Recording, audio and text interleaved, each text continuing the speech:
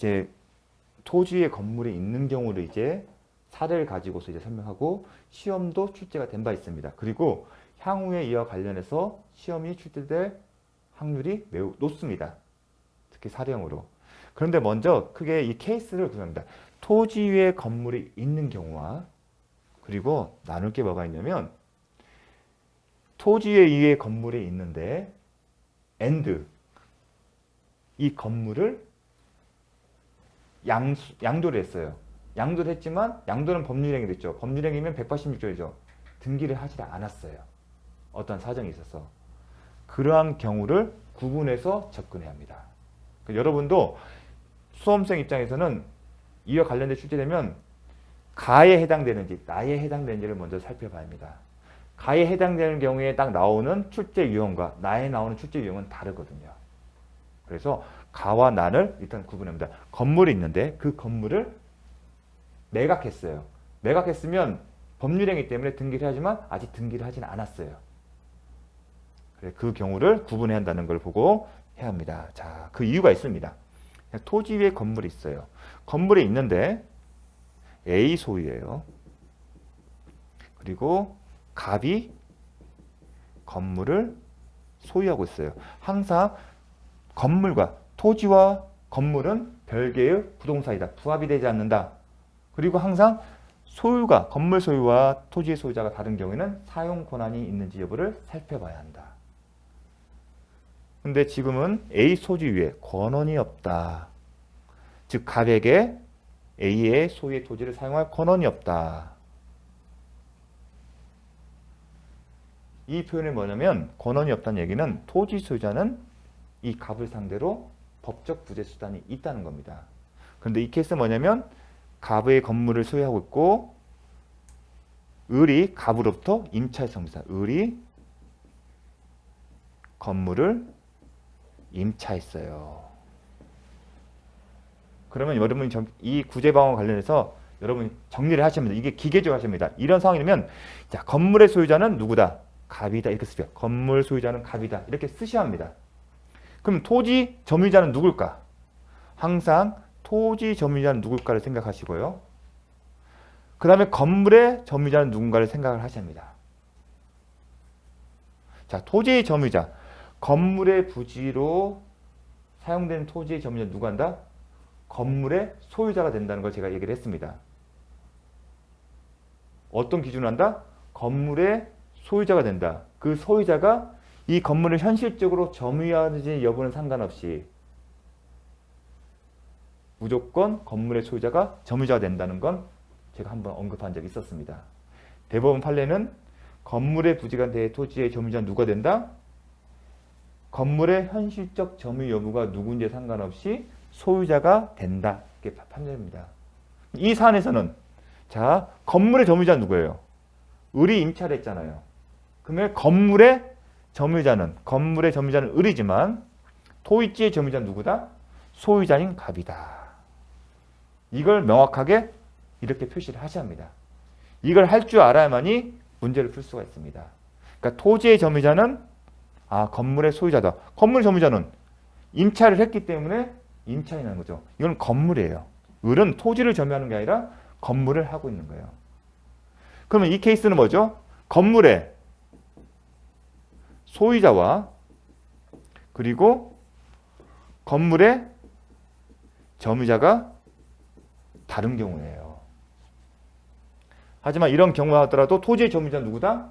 건물의 소유자다. 그게 하나의 포인트입니다. 그러면 사용 관계가 없기 때문에 토지 소유자는 건물 소유자인 갑을 상대로 철거 및 대지인도를 청구한다. 자, A가 소유자예요. 토지 소유자예요. 방해를 받고 있어요. 어떤 방해를 받고 있죠? 일단 건물이 존재함으로써 토지를 지금 점유를 갑이 하고 있잖아요. 그렇죠. 건물이 존재하게 되면 점유자가 되잖아요. 그러면 소유자가 아닌 제3자가 점유를 하고 있으면 뭘 할 수 있죠? 소유자는 점유자 상대로 반환을 청구할 수 있다. 그게 대지의 인도 청구예요. 그런데 이 건물 철거는 필요하겠죠. 근데 이것도 건물의 존재 자체가 A의 사용 수익 권능이나 처분 권능을 방해하고 있지 않습니까? 건물 자체, 남의 땅에 건물 짓는 것 자체는 이 사람이 점유라는 방해 형태가 복합적으로 있는 거예요. 하나는 방해 형태가 점유뿐만 아니라 사용 자체를 방해하고 있지 않습니까? 건물 자체. 그럼 방해를 제거해야겠죠. 그래서 기획하면 이 방해의 모습이 점유의 형태뿐만 아니라 건물 존재로서 사용 수익 처분의 권능 자체를 방해받고 있지 않습니까? 이 건물이 있으니까 토지 소유자는 여기에 대해서 자기 마음대로 못 쓰잖아요. 그리고 이 건물, 남의 건물, 이 철거된 운명이 있는 건물이 있으니까 누가 사겠습니까? 그렇게 이해하시는 거예요. 아, 방해의 모습이 213조에서 정한 점유의 형태뿐만 아니라 214조의 방해 제거 형태의 방해 모습이 두겠다. 그러면 방해를 제거해야겠죠. 이 건물 철거가 바로 방해 제거예요. 엄밀히 말하면 이거는 214조고 이건 213조예요. 이게 복합적으로 있는 거예요. 제가 그전에는 이렇게 설명을 안 했어요. 처음부터 어려울까 봐. 이제 방해 모습이 복합적인 모습이기 때문에 그 형태에 따라서 나온 겁니다. 건물 철거는 방해 제거고 대지 인도는 반환이구나. 대신에 건물 점유자인 을은 토지를 점유하고 있는 것이 아니기 때문에 요게 해당되지 않죠. 토지 소유자가 반환 청구는 토지의 반환이잖아요. 그럼 토지 점유자를 상대로 하는 거죠. 근데 을은 토지 점유자가 아니기 때문에 단순히 건물 점유자에 불과해요. 토지 점유자가 아니고 건물 점유자이기 때문에 토지 인도 청구를 못합니다. 그걸 기억해 주십시오. 대신에 토지 소유자 A는 건물 점유자인 A를 상대로 태거를 청구할 수 있습니다. 왜냐하면 점유자인 갑을 상대로 해서 건물 철거 및 대지 인도 청구를 승소했어요. 철거를 하고 인도를 해야 하지 않습니까? 토지를. 철거를 한다는 얘기는 이거 부신다는 얘기잖아요. 그럼 진짜 강제 집행을 갔을 때 을이 있어요. 갑이 아닌 을이 점유라고 있으면 강제 집행이 안 돼요.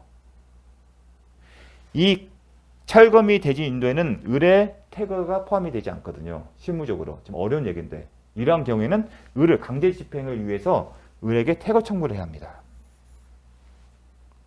이 경우는 어떤 게 태거 청구를 하냐? 건물의 소유자와 건물의 자무자가 다른 경우에는 이 건물의 점유자를 상대해서는 토지 소유자는 태거 청구를 한 겁니다. 이게 실무적인 방법입니다. 소송의 방법입니다. 되게 중요하기 때문에 이게 출제가 됩니다. 어려운 내용이에요. 그래서 기억할 것이 뭐냐면 건물의 소유자와 건물의 점유자가 다를 때는 이 건물의 점유자 상태로서는 태거 청구한다. 이거 기계적으로 암기를 하셔야 합니다. 그러니까 어디서 이런 문제가 생기는지를 아셔야 합니다. 이런 내용은 자습서 202쪽에서 자세히 설명을 했습니다. 만약에 건물 소유자가 건물 점유자가 같을 경우 이 경우에는 건물 갑을 상대로 건물 철거 및 대지 인도만 청구하면 되는 거고 갑이 소유자인 지금 소유자가 갑이고 건물 점유자 갑인 경우에 갑이 여기 있어요. 그 경우에는 갑을 상대로 건물 태거 청구를 할 수는 없습니다.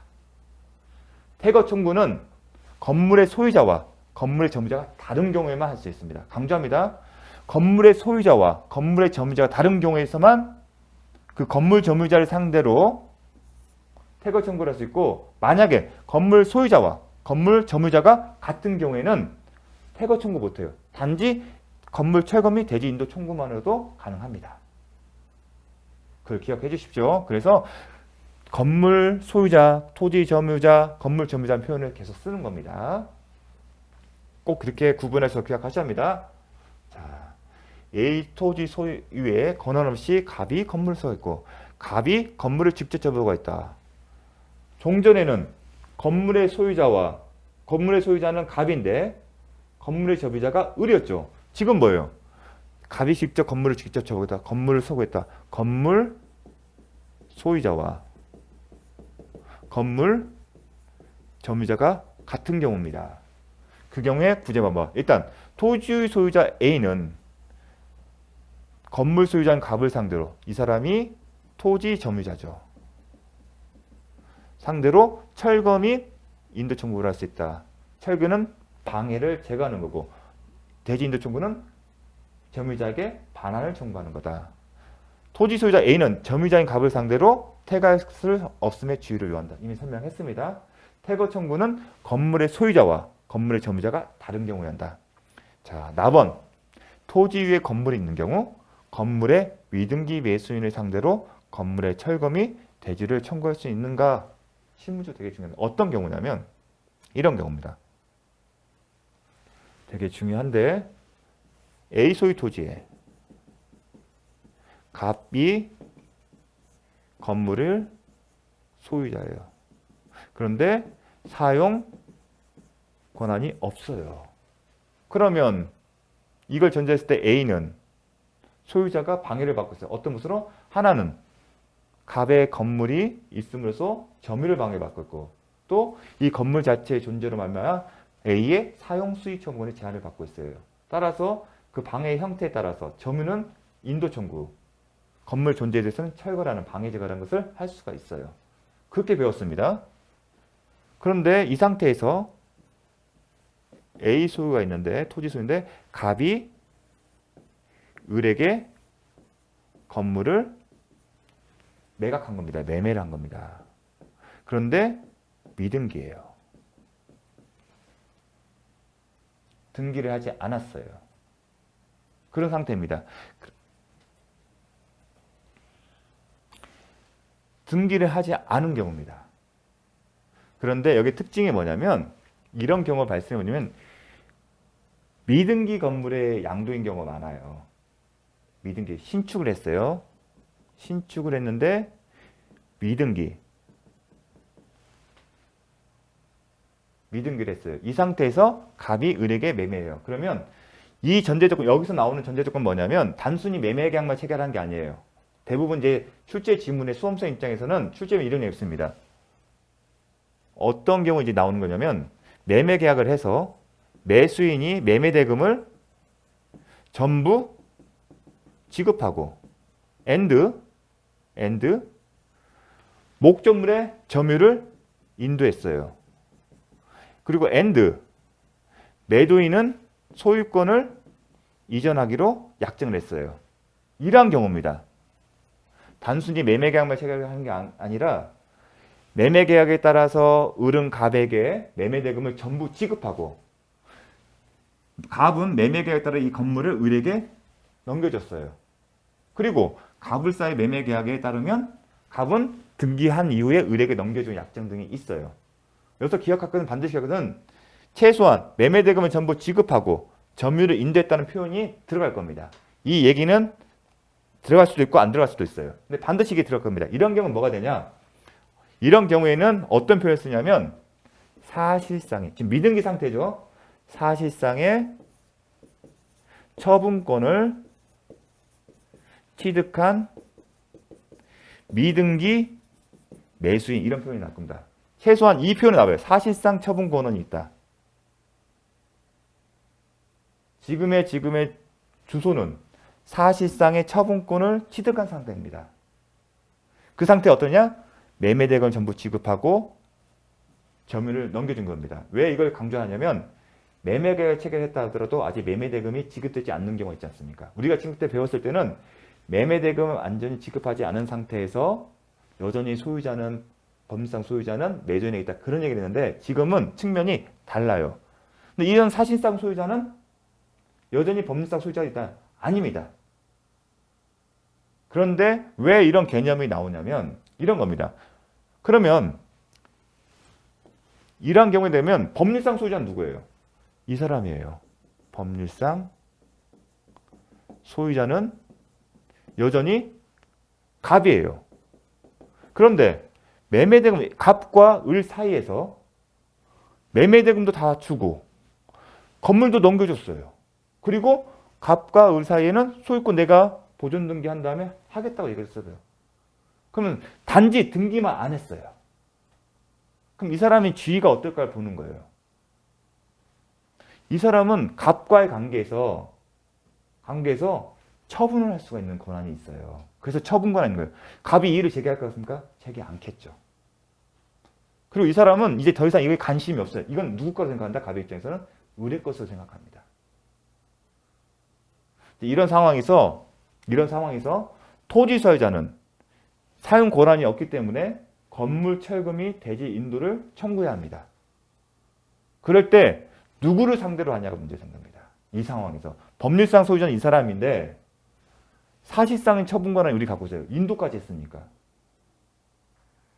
그러면 A, 토지 소유인 A는 누구를 상대로 해서 건물 철거 및 그 다음에 대지인도 청구를 하냐. 그게 쟁점이 되는 겁니다.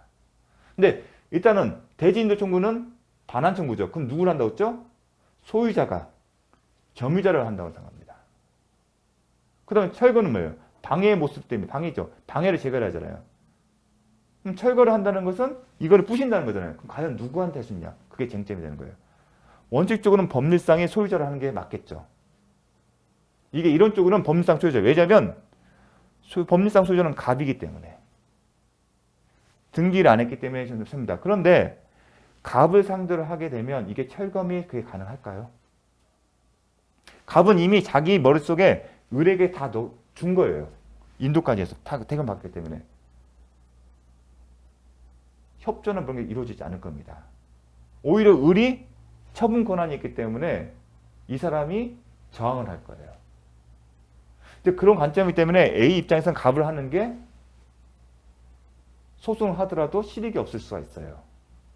그래서 그런 문제점이 있기 때문에 A가 사실상 처분 권한이 있는 을을 상대로 소송을 제기했던 겁니다. 현실적인 문제 때문에. 그래서 대법원 판례 또한 이 부분에 대해서 고민을 많이 했는데 현실적인 필요성 때문에 사실상 처분 권한이 있는 을을 상대로 해서 건물 철거 및 토지인도 청구가 가능하다고 판결을 내렸습니다. 이건 현실적인 필요성입니다. 어떠한 경우에 사실상의 처분 권한이 있는 경우에. 왜냐하면 갑은 더 이상 관심이 없거든요. 그리고 이거 철거를 한다는 것은 을이 가능하죠. 왜냐하면 점유자지 않습니까? 또 실질적으로 인도가 있기 때문에. 그래서 기존에는 법률상의 소유자가 토지 점유자다 그런 개념이 있는데 이 경우에는 현실적인 필요성 때문에 논리 문제가 아니라 갑을 상대하더라도 갑이 협조가 안 될 거고 현실적으로 강제 집행이 힘들거든요. 그럼 소유자와 점유자가 다르잖아요. 건물에. 그럼 이 사람은 퇴거 청구한다? 그것도 이상한 거잖아요. 논리로 따르면. 그래서 나오는 현실적인 필요성 때문에 사실상 처분 권한을 상대로 해서 한다는 논리가 나옵니다. 그 얘기를 하려고 하는 겁니다. 자, A 토지 위에 건물이 있는 경우 건물의 미등기 매수인을 상대로 건물의 철거 및 대지를 청구할 수 있는가? 자, 요건입니다. 어떠한 경우든 미등기 상태라고 해서 무조건 되는 게 아니라 건물을 매수하고 점유하고 있어야 한다. 하지만 등기부상 아직 소유자로서 등기 명의가 없다 하더라도 법률상 사실상 처분할 수 있는 지위에 있으므로 건물의 철거 및 대지를 인도를 청구할 수 있다. 자, 여기에는 좀 빠졌는데 매수하고 매매대금을 지급하고 점유까지 하고 있는 겁니다. 점유를 넘겼답니다. 또 하나 법률상 처분, 사실상 처분할 수 있는 지위에 있다. 이 표현을 혼동하시면 안 됩니다. 뭐냐면 이겁니다. 아까 같은 예에서 사실상 처분 권한을 가진 미등기 매수인이에요. 이 표현이 들어가려면 어떻게 됐죠? 매매계약을 체결하고 매매대금을 지급하고 점유를 넘겨받은 상태입니다. 그래서 그 경우에는 사실상 처분 권한이 있다. 이 사실상 처분은 뭐냐면 자, 처분의 포인트예요. 처분에는 제가 소유권의 내용에는 사용 수익 처분이 있다. 기억나시죠? 처분을 예로 들었죠. 매매 아니면 담보권 설정이에요. 그때 제가 얘기를 했습니다. 매매 아니면 저당권 설정. 이 표현을 좀 더 추상화시키면 양도 담보 설정이에요. 담보 설정이라고 표현했어요. 좀 더 추상적으로. 양도에는 매매 계약 때는 양도도 있을 거고 증여도 있고요. 그럼 이걸 뭐라고 하냐면 법률적 처분이라고 해요. 법률적 처분. 매매 계약 등에 기초해서 소유권을 넘겨주는 양도 아니면 저당권들 설정을 이걸 법률적 처분이라고 해요. 그 외에도 건물을 예를 들어서 건물을 부실 수도 있잖아요. 소유자는. 여러분 자기 건물을 부실 수 있죠. 아니면 그 건물을 변형시킬 수도 있죠. 그게 뭐냐면 물건을 물리적으로 훼손하거나 변형시키는 거. 이게 뭐냐면 사실적인 처분이에요. 이 처분을. 이건 제가 그전에 얘기 안 했습니다. 그래서 지금 했는데 처분에는 법률적인 처분과 사실적인 처분이 있어요. 지금 건물 철거 청구잖아요. 건물 철거 청구는 사실적 처분이 가능해야 하잖아요. 그래서 얘기를 하는 겁니다. 원칙적인 소유자에게 이익이 있죠. 법률적 처분과 사실적 처분이 있는데 사실상 처분권을 가진 미등기 매수인의 경우에는 이런 게 있다는 겁니다. 이런 게 있기 때문에 이 사람을 상대로 건물 철거가 가능한 거고 대지 인도 반환 청구가 가능합니다. 그 얘기를 한 겁니다. 이 얘기는 법률상 사실상 처분할 수 있는 경우는 사실적 처분과 법률적 처분을 가지고 있다는 겁니다. 있으므로 철거 및 임금을 구할 수 있다. 이게 어떤 상황에서 이 얘기가 나온지를 아셔야 합니다. 단순히 매매계획 체결하고 매매대금을 전부 지급하지 않은 상태와 구분이 돼야 합니다. 제가 얘기했습니다. 매매계획 체결한 사실만으로 소유권의 내용이 제한을 받지 않는다. 그거 언뜻 보면 모순될 수 있잖아요. 근데 지금의 상황은 뭐다? 매매대금 전부 지급하고 매매계획에 따라 인도까지 다 한 경우지 않습니까? 그 경우에는 매도인 관계에서 그 물건을 처분할 수 있는 사실적, 법률적 처분할 수 있는 권한을 누구와 관계에서 최소한 매도인 관계에서 할 수가 있지 않습니까? 그 얘기를 쓴 겁니다. 자, 두 번째 심화학습, 부당이득, 반환 청구 이 부분도 잠깐 쉬었다 하도록 하겠습니다.